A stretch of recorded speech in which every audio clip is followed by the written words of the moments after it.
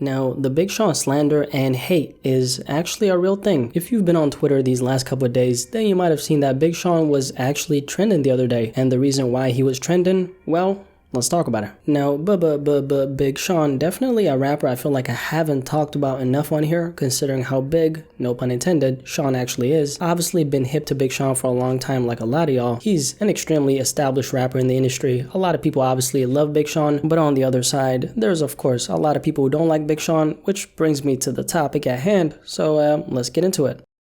The other day, Big Sean started trending on Twitter out of the blue after a user, whose name I'm not gonna disclose because maybe they don't want to be in this video, that person put up this tweet right here that said, "Who's the worst rapper you've heard and why is it Big Sean?" This tweet went kinda crazy, I can't even lie. It had thousands and thousands of quote tweets, replies, people tweeting on their own about this. Obviously Mr. Roddy, okay, had to chime in himself. It just created a chain reaction of endless of tweets about Big Sean, and most of them were actually from what I could see defending Sean. Like I said in my tweet, I think Big Sean is a great rapper, and a lot of people do agree with that, but a lot of people don't agree with that. The responses to this tweet were so divided, and it's interesting how just a little tweet sparked up so many conversations. This is one of the reasons why I love Twitter, even though there's a lot of toxicity all up in that app. These are the moments that I personally live for, because we do eventually get to the quote-unquote public stance on Big Sean as a result of a tweet like this. There are so many different things I want to bring up regarding Big Sean on this particular topic, but let me start here. This is not the first time Big Sean has been slandered in relation to the whole rapper conversation. One big thing I saw on Twitter during this whole thing was, and I've seen this in the past, people were screenshotting corny and whack lines from his music. One of them I saw a lot of was this one right here from his song I Do It. I'm Quagmire, I F